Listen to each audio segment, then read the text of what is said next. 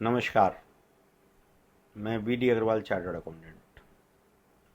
आज हम चर्चा करेंगे section 44 AD, section 44 ADA, section 44 AE, section 44 B and section 44 B. ये सारे सेक्शन रिलेट करते हैं प्रिजम्पटिव असेसमेंट में। प्रिजम्पटिव असेसमेंट क्या है? प्रिजम्पटिव असेसमेंट वो है जहां आप अपनी आय की गणना करने के लिए आपको कोई किताबें बनाने की ज़रूरत नहीं है। सेक्शन 44 ए ये प्रोवाइड करता है कि यदि आप व्यापार कर रहे हैं और व्यापार करने में आपकी आमदनी होती है या नुकसान होता है, तो आपको अपनी जो भी लेन देन है, जो भी बिक्री है, जो भी खर्चा है, जो भी आपकी यदि प्रोफेशनल है तो प्रोफेशनल फीस है, उन सब का खाता बहियाँ रखें और सारे खर्चों को लिखें और उससे अपनी आय की गणना करें और आय की गणना करके जो आय निकलती है उस पर टैक्स दें। तो सेक्शन 44 एडीजी कहता है कि यदि आप छोटे व्यापारी हैं और यदि आप एक सीमा से ज़्यादा, एक सीमा तक और एक सीमा से ज़्यादा अपनी टर्नओवर का या अपनी प्रोफेशनल रिसीप्ट्स का पर टैक्स दे देते हैं तो आपको किताब रखने की ज़रूरत नहीं है। तो ये है प्रिवेंटिव असेसमेंट। जबकि सेक्शन जैसे 44 ए डबल ए में मैंने ये बताया था आपको कि यदि आप व्यापार करते हैं और आप ये सेक्शन को अवेल नहीं करते हैं तो आपको अपनी आय की आमदनी का और खर्चे का पूरा हिसाब रखना पड़ेगा और उसके हिसाब से जो आएगी उस पर आप टैक्स देंगे। तो अब ये सेक्शन 44 एडी या जो और सेक्शंस हैं वो किन किन पर एप्लीकेबल हैं। सेक्शन 44 एडी एप्लीकेबल होता है कोई भी करदाता जो रेजिडेंट हो, resident SSC, HUF, partnership firm except limited liability partnership firm, ये स्कीम का फ़ायदा उठा सकती है। सेक्शन 44 एडीए प्रोफेशनल के लिए है, जो प्रोफेशनल लोग हैं जैसे चार्टर्ड अकाउंटेंट हैं, एडवोकेट्स हैं, इंजीनियर हैं, आर्किटेक्ट्स हैं, वो इसका फ़ायदा उठा सकते हैं। ऐसे ही जो व्यापारी काम कर रहे हैं बिजनेस ऑफ लीजिंग और हायरिंग ऑफ द गुड्स, वो भी सेक्शन 44 एई के अंदर अपनी प्रिजम्पटिव असेसमेंट में अपनी आय की गणना कर सकते हैं। 44 एई के लिए मैं बाद में आपसे डिटेल में बात करूंगा। सेक्शन 44 बी रिलेट करता है taxation on shipping profit by a non resident in India. 44 double B relates करता है non resident engage in the business of exploration of mineral oils. Section 44 double B A relates to the foreign airlines.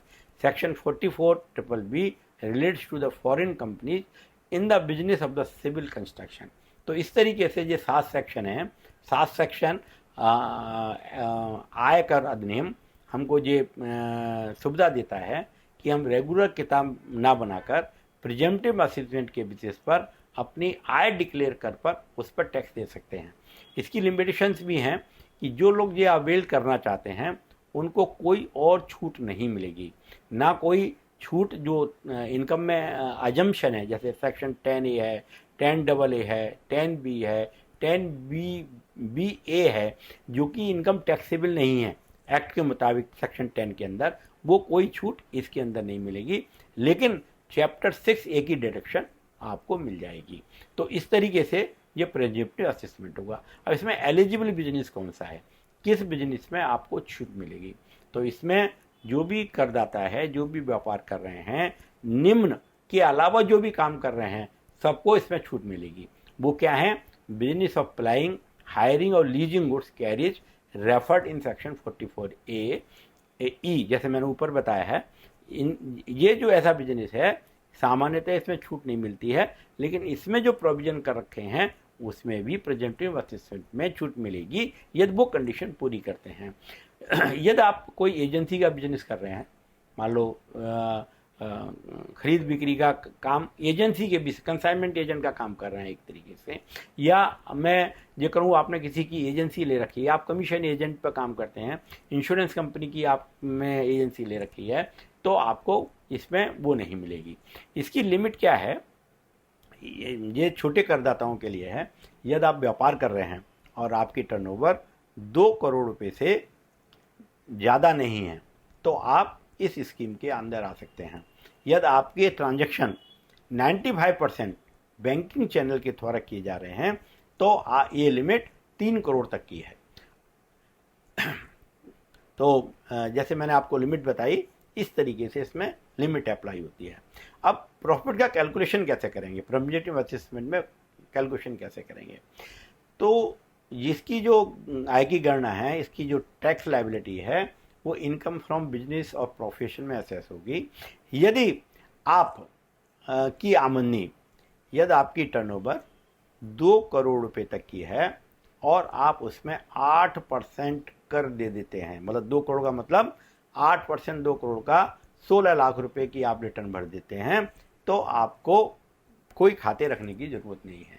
यदि 16 लाख रुपए से कम की आमदनी है तो आपको खाते भी रखने पड़ेंगे और ऑडिट भी कराना पड़ेगा। और यदि आपके सारे ट्रांजैक्शन डिजिटल हैं, 95% ट्रांजैक्शन डिजिटल हैं, तो आपको ये जो लिमिट है वो 6% है। मतलब आप एक तो टर्नओवर की लिमिट 3 करोड़ रुपए है, और यदि आपके डिजिटल ट्रांजैक्शन है तो वो 6% के हिसाब से टैक्स लगेगा। 3 करोड़ की टर्नओवर है तो 18 लाख की इनकम होगी, 2 करोड़ की टर्नओवर है तो 12 लाख रुपए की आमदनी होगी। इस तरीके से इसकी गणना होगी। और इसके अंदर यदि आप प्रोपराइटरी हैं तो आपको टीडीएस की प्रोविज़न नहीं है, टैक्स काटने की ज़रूरत नहीं है। और इसमें जो छूट हैं वो चैप्टर 6 के अंदर, जैसे LIC की रिबेट है, NPS की रिबेट है, और जो सारी रिबेट हैं वो आपको इसमें अवेल होंगी।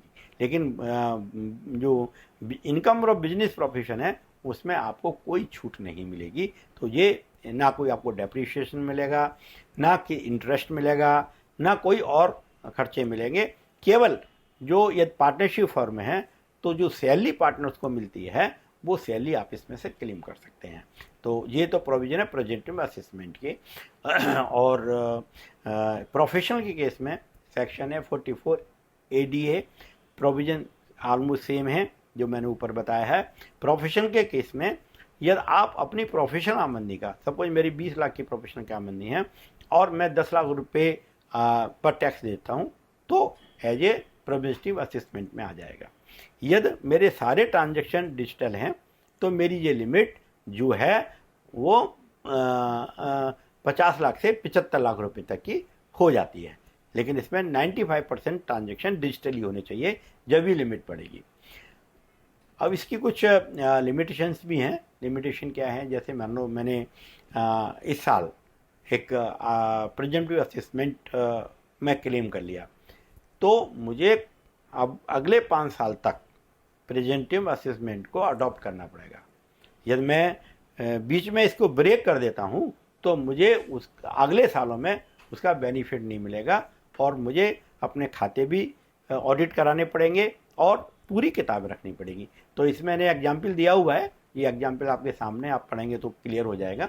तो इस तरीके से हमें प्रेजेंटिव असेसमेंट को यदि हमें अवेल करना है तो हमको 5 साल ये स्कीम को अवेल करना पड़ेगा। नाउ जैसे मैंने ऊपर कहा था, सेक्शन 44 AE जो रिलेट करता है, जो आप ट्रांसपोर्ट का बिजनेस कर रहे हैं, तो ट्रांसपोर्ट के बिजनेस के अंदर आपको अजम्पशंस हैं, प्रेजेंटिव असेसमेंट की सुविधा है, प्रोवाइडेड इसकी कंडीशंस हैं कि section 44 AE are applicable to every assessee that is individual, HUF, firm, company को भी ये एप्लीकेबल है। दूसरी, under this scheme income of a tax payer will be computed at the rate of ₹7,500 per goods vehicle other than heavy goods vehicle per month or part of the month, and ₹1,000 per ton of gross vehicle weight per month or part of the month for the heavy goods vehicle. If the actual income is higher than the presumptive rate, then the higher income can be declared if the taxpayer wants to declare. मतलब मेरी income जैसे 7,500 की limit है और आप कि income 8,500 आ रही है या 9,000 आ रही है, तो आप उसको डिक्लेयर कर सकते हैं और प्रेजेंटिव असेसमेंट का फ़ायदा उठा सकते हैं। Heavy goods vehicle means any goods carries vehicle हुच gross weight exceed 12,000 kilogram. जो व्हीकल की डेफिनेशन है, उस डेफिनेशन में यदि आपका व्हीकल का वेट 12,000 किलोग्राम से ज़्यादा है तो इसमें कवर होगा। Income computed at the present rate specified above will be the final income and no further deduction shall be allowed under section 30 to 38 including depreciation and unabsorbed depreciation. However, in case of a taxpayer being a partnership firm, deduction can be claimed on account of the remuneration and interest paid to the partner as per provision of the act. तो मैंने ये present assessment के बारे में आपको बताया। इसका basic object क्या है? इसका बेसिक ऑब्जेक्ट ये है कि जो छोटे टैक्स पेयर हैं, जिनकी आमदनी कम है और वो ये कॉम्प्लिकेटेड बुक्स ऑफ अकाउंट जो मेंटेन करने का तरीका है, उसको अवॉइड करने के लिए ये स्कीम सरकार द्वारा लाई गई थी। जो नया एक्ट आया है 2025 का, उसके जो कॉरस्पॉन्डिंग सेक्शन हैं वो सेक्शन 58 ये जो सेक्शंस हैं वो 58 एंड 61 हैं, जिसके अंदर इसका सारी प्रोविजन रखा है। सेक्शन जो नया एक्ट है उसके सेक्शन वही हैं, केवल भाषा में चेंज किया है, लैंग्वेज में चेंज किया है, कंटेंट्स वही हैं, इम्प्लीमेंटेशन वही है, क्लॉजेस सारे वही हैं।